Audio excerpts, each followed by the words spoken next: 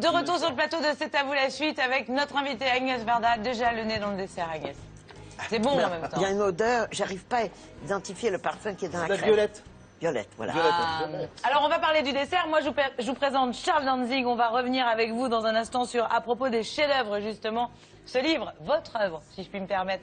Et merci d'être avec nous ce soir. En tout cas, deux choses. D'abord le dessert.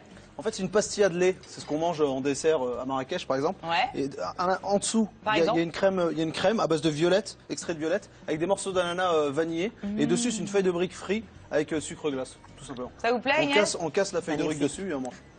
C'est bon, hein. D'ailleurs, j'en profite puisque vous prenez votre dessert, Agnès. On a parlé tout à l'heure de l'expo d'Aix-en-Provence qui se tiendra justement jusqu'au 17 mars 2013 où elle fête les Bouches du Rhône. Mais il y a aussi celle du 15 février au 15 avril, un peu de Varda à Valence, des photographies, des films d'Agnès, il y a des petits bijoux là-dedans. Et c'est pas possible de manquer l'une de ces deux expositions. Vous voulez rien montrer? Mais si, il y a des photos qui vont arriver. Alors, c'est-à-dire que on est un peu décalé. C'est aussi à Aix-en-Provence. C'est les deux. C'est les quartiers de Marseille. Ouais. Voilà les OM, les supporters de OM. Difficile de passer à côté quand on parle de Marseille. Hein. Et voilà le panier. C'est un quartier formidable. J'adore cette photo, moi. Voilà.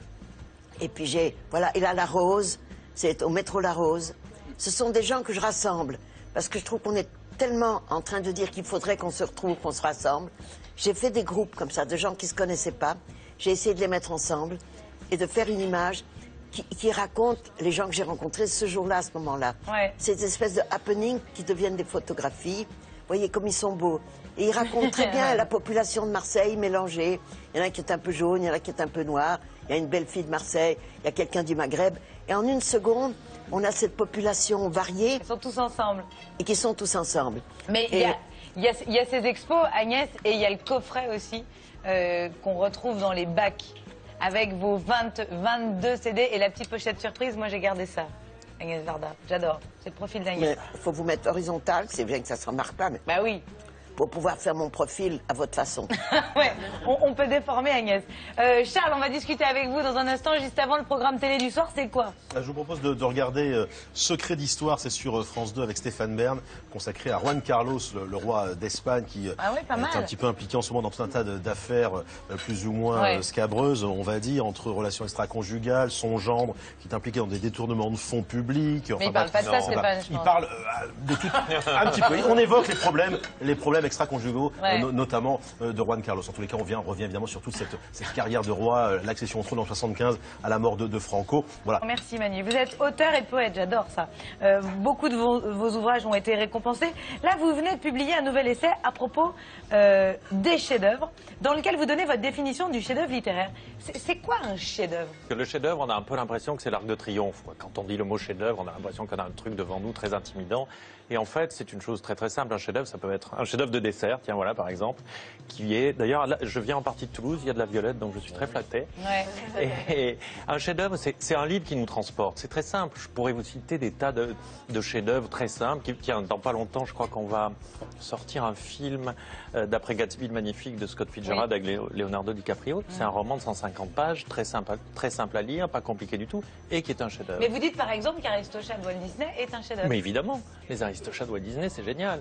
Et pour plein de raisons, parce que c'est un film qui est adapté à son sujet. Par exemple, je pense que le crayonné un peu flou des petits chats que j'adore, ça rappelle un peu les tableaux de Toulouse-Lautrec. Enfin, c'est un film très très fin, c'est un chef-d'œuvre. Mais je cite aussi les 101 Dalmatiens, la scène de l'appel des chiens dans les 101 Dalmatiens, c'est une scène qui est un chef-d'œuvre. Et c'est peut-être la durée aussi. Un roman qu'on ne peut pas oublier devient un chef-d'œuvre. Quelque chose qui dure. Bah d'ailleurs, il le dit dans son livre. Vous avez raison, Agnès. Vous évoquez Proust, Shakespeare, Tolstoï, Racine. Beaucoup... Je ne prends aucun risque. Vous avez raison, mais beaucoup en leur temps n'étaient pas dit comme de grands génies et leur œuvre n'était pas des chefs-d'œuvre. Mais pas du tout. C'est dans le temps justement qu'ils l'ont été. Quoi. Bien sûr. Et pour les films, c'est pareil. Et en même temps, c'est vrai, c'est pas vrai ce que vous dites. En même temps, on se rend compte parfois tout de suite qu'un livre est un chef-d'œuvre. Vous savez, vous avez cité Proust. Proust, quand son livre a paru, c'était il y a 100 ans, dans quelques semaines, on a su que quelque chose d'énorme se passait. Or, pourtant, Proust était un petit jeune homme mondain qui allait voir les duchesses et qui n'était pas pris au sérieux. Et bien pourtant, quand il a publié Du côté de chez Swann en 1913, tout le monde, pas tout le monde, mais enfin un nombre très important. On savait que quelque chose d'inattendu se passait, et d'autant plus inattendu qu'il promettait pas ça. Ça arrive souvent, ça. Hein. Vous dites un truc que j'aime bien. Pardon, Agnès. Quand Godard a fait Pierrot le Fou, on a tout de suite su que c'était un grand film. Un chef-d'œuvre. Voilà. Et quand Jacques a fait Les Parapluies de Cherbourg, on a été impressionnés que c'était quelque chose qui déjà était important. Et ça ne voulait pas dire que ça marchait. C'est-à-dire qu'on sentait des éléments qui fait que le film serait sans doute inoubliable. Bien sûr. Et ces films-là n'ont été pas oubliés non plus. Vrai, je pense qu'il ne faut pas le recul du temps. Vous savez, on est trop modeste. Nous-mêmes, on est la postérité d'autres gens et on sait très bien qu'on dit des sottises et qu'on n'a ni meilleur ni pire goût. Il ne faut pas attendre que la mort juge 50 ans après nous. Prenons notre plaisir quand il est là. Si un livre est merveilleux, traitons-le de chef-d'œuvre et soyons un peu généreux parce que ça nous plaît aussi. C'est pas après qu'on a raison. Alors, vous l'ancrez dans le temps, justement, parce que vous dites que c'est pas forcément quelque chose de parfait, un chef-d'œuvre. Selon vous, on peut faire de la littérature avec tout, même avec des SMS. Mais bien sûr. Vous savez, les gens, les grincheurs n'arrêtent pas de dire tout est foutu, la littérature est morte, les gens savent plus écrire.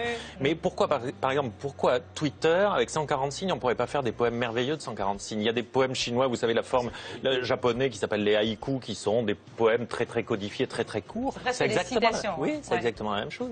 Qui pourrait nous dire pourquoi un Baudelaire de maintenant ne pourrait pas nous faire des poèmes merveilleux en 140 signes?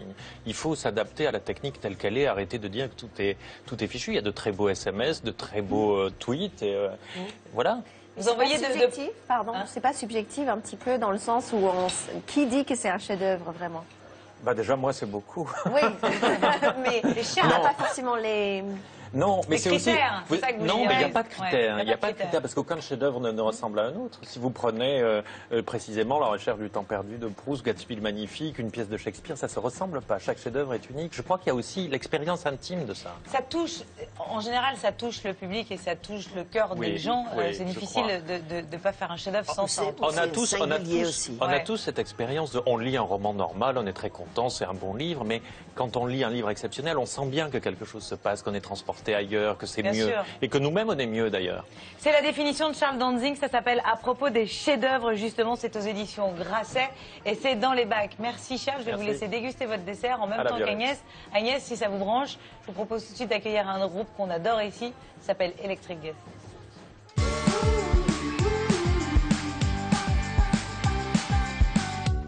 L'album s'appelle Mondo, justement, et l'un des musiciens qui est sur scène a composé la musique d'un des films de Mathieu Demy, qui est votre fils, Agnès Varda, on en parlait tout à l'heure.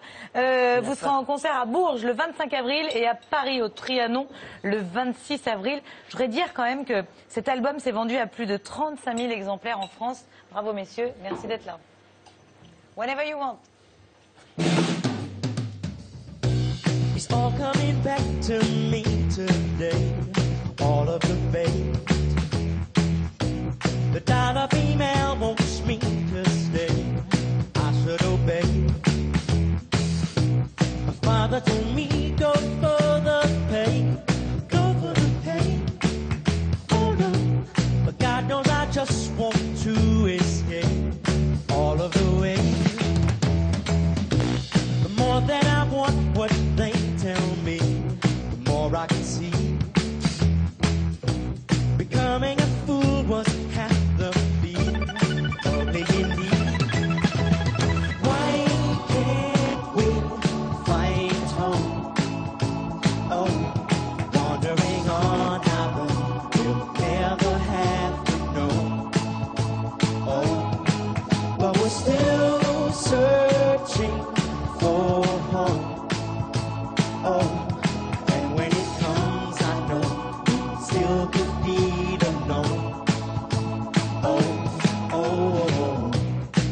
Everything passed through this town, all of the new.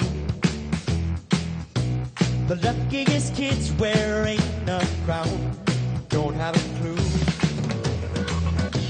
My mother knew it could get me down, hanging around. Oh no, and it left me to wonder who'd allow the why in the how.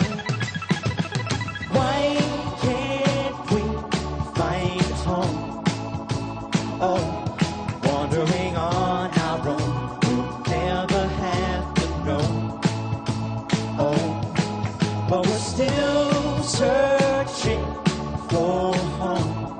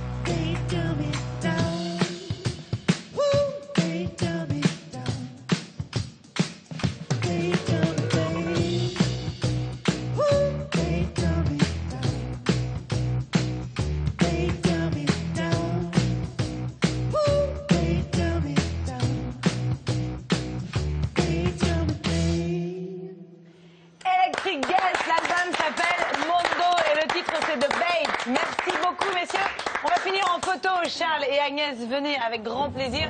C'est la tradition, Agnès, dans cette émission. On finit en photo. Venez, Charles. Tout le monde va se mettre là, devant l'objectif. Venez avec moi. Demain, on se retrouve à 19h en direct. Avec grand plaisir, je vous embrasse bien fort. La photo, c'est là. Charles, reste à côté de moi, vous allez voir. Voilà, super, parfait. On rentre tous. Attention à vous. Oh là là. Venez, Agnès. Venez là. Un souci, you live. Voilà. L'appli, c'est à vous. Vous pouvez en plus directement acheter le coffret de DVD, le livre de Charles, le Disney La Garçon. photo, c'est là. Et c'est à 3, vous êtes prêts? 1, 2, 6, 4. 3. Merci, Agnès. C'est à vous, vous reçoit aussi sur France5.fr.